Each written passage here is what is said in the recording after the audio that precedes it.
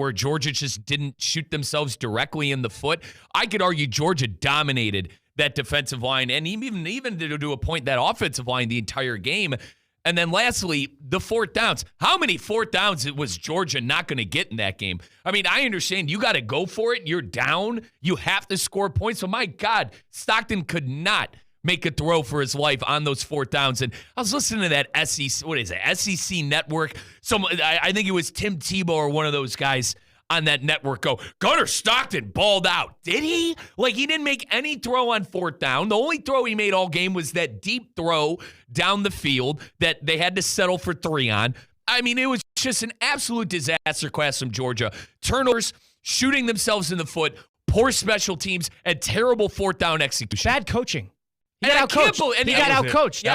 That was it. And literally, bad coaching. Everything I just said could be summarized by that. So I thank you, Colin, but my God, for Georgia to play that bad of a football game, thank God they're not going to be in the semifinal. We're done with them. Outcoached Marcus Freeman, credit to him, because that team did not get in their own way, and they capitalized on every opportunity that was either given to them or they took, whether it be during the turnovers or even that sideline interference penalty by that walk-on at Georgia, the poor kid, Parker Jones, who was sitting on the sideline pretty far off from the sideline. I know that white zone on each end is technically for the referees and coaches, but the ref runs into him on that deep completion down to the 10-yard line for Georgia, and all of a sudden a 15-yard sideline interference penalty digs him back to the 20, have to kick a field goal and then miss it.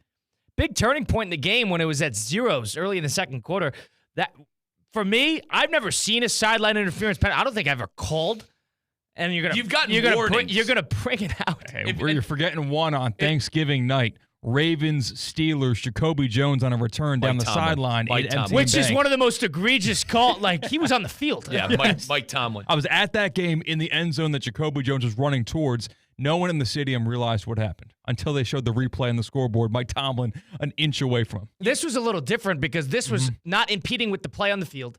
And this was with a referee that was basically like a gunner on punt team running through the sideline and runs into this kid. And then he gripping his side. He's in pain, and then he throws a flag.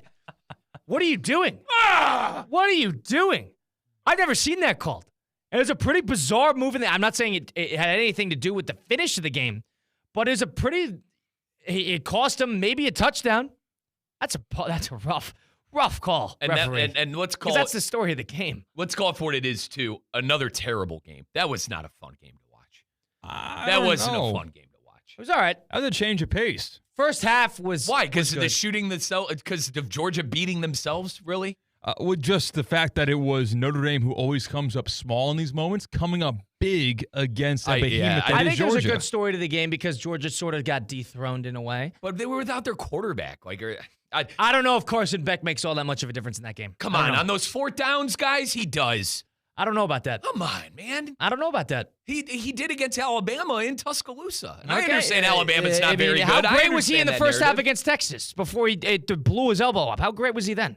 How great was he against Florida? He was good on the road. He was incredibly erratic. We're picking. Okay, all right. I'll agree with you there. Very erratic, but I think he picks up a couple of those fourth downs. My God, I think they find the end zone a couple of times on those drives. The master of what ifs. Every week there's a what if that Mike Rizzo comes up with that a team wins the game if something happens. Listen to me defending the SEC, something I never thought I would see myself do. They score a couple of times with Beck. I think that's like a 7-point game with Beck.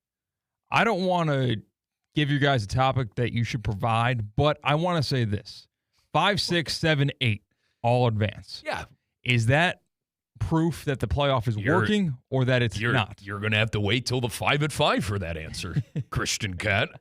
Because those teams wouldn't be playing for a national championship if it was a 4-team. You're right, and I did have it. I have that on the 5-5. Another thing I have on there, too. All the favorites won. How's that? You're talking about the lower seed. That's a seeding problem. Right. All the favorites won. I'm going to take it a step further, too. I'm going to even go to the BCS days. It would have been Oregon and Georgia. Gone. Finito. We'll see ya. I like it. And obviously, we're biased, Christian, for the teams that we have our allegiance to. But I think you could get the best team in college football to win the championship, right? The best team in this format probably wins more often than not with the BCS and in the old 4 team. Yeah, I think we'll get the best What one. do people want, less games? I understand. We've had probably, two and a half total quarters of good football through, what is that, through 8 games? To that point, I have a ton of buddies that, they have the take of, hang on, let me get my voice. They have the take of, there's not 4 good enough college teams year in and year out. You're going to go to 12 games. These games stink. There's something to be said about that. There is, but I am for it, to what you alluded to. More football, the better. I don't care if some of these games are blowouts. That Arizona State-Texas game was really good. And I think there's something to be said, and I swear this isn't my scarlet colors showing here. I think Ohio State is proving that they're one of the more dominant teams maybe we've seen in college football when they could figure it out.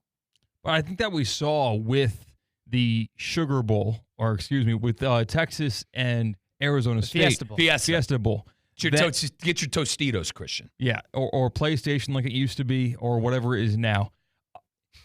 It's cool that these teams are included because it's not just the best resumes season long, not the best brands, but the team who's playing the best football right now that can provide the best game right now. And that is the definition of what Arizona State brought to the table. They are peaking at the right moment, and they nearly pulled off an upset nobody saw coming. True. And another thing, what was the big complaint about college football upward through the bowl era, through the college football playoff era? It was that when you lost, your season was over. Yeah. When you lost, any game you played the rest of the regular season, for better or worse, did not matter. And that was a big problem. Now, once you enter week 10, week 11, that there's 3 total teams that are still fighting with the undefeateds. So off of that was the major problem. So what does the Bulls, what does the expanded playoff do? Yeah, the games might stink. Yeah, there might be a big disparity in college football. But what did we see? We saw a bunch of important playoff implicating games towards the end of the year. That, to me, worth it. Yep. Better regular season. Yeah, it's a coin flip. It's a shot in the sky if the actual playoff will be worth it. But you wanted the more important regular season. You want more implicating regular season. Right. And Arizona State, BYU meant something. I'm going to go to the year Luke Fickell and Cincinnati made it. That team didn't belong there. That game was horrible in the semifinal. At least we might get better semifinal games. Now, there's a chance the Buckeyes blow Texas out of water. There's a chance that Penn State blows Notre Dame out of the water. But I think those games are going to be better than the Cincinnatis of the world that made it in years past. That's a great point. It's going to weed out the weak. The teams that really snuck into the 14 playoff but shouldn't have been there. You're going to earn it. You're going to earn it. And Christian, to your point too, can you imagine Boise being in the semifinal? Like Oregon would have ran roughshed on them. Now, and I know earlier in the year Oregon struggled with them, but this is different, I feel like. This is a full year of college football. That was week 2 for the Ducks. A week after they had Idaho take them down to the wire. So I can't deal with what I look for. If you want to make the season important. College football was a 3-horse race for 10 years, and it was a major problem because it was the same horses in the race every year. At least you're getting other horses in the race. Right. To Colin's point, Clemson, Alabama, Georgia, every now and then the Buckeyes. Oklahoma flirting with it. Right, You right. You get 6-7 programs. Right. So now you could give the little guy a chance. Exactly. Yeah, they're going to squander it. Who cares? Yeah, SMU. Like everyone yelling about SMU. Oh, the SEC team should have been in there. And I know we did this, Tuesday, Monday, whatever. We talked about the SEC teams complaining to Kingdom Come. Lo and behold, Alabama loses, and SEC got Bielmud. Yeah, that's a thing, by the way. Got Brett Bielmud. All right? So I'm with you. I can't take some of this stuff seriously. I like that these other small teams are getting the opportunity to do it. And who knows, maybe with the NIL, one thing we can say about the NIL, it's opened up recruiting a little bit. And more kids are going to a diverse places of schools. Does it need to be relegated? Absolutely.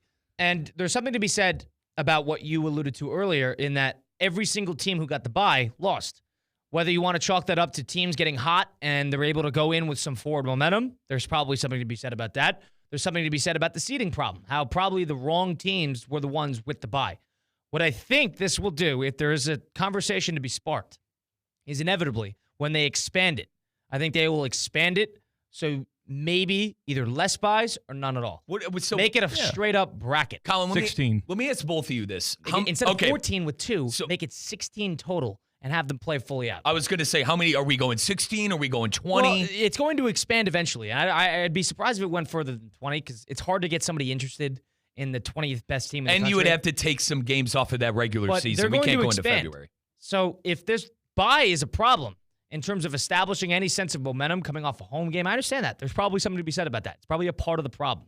All right, how do you eliminate that? Make the seeding straight up. Give them an easy game the first game. Make them at home.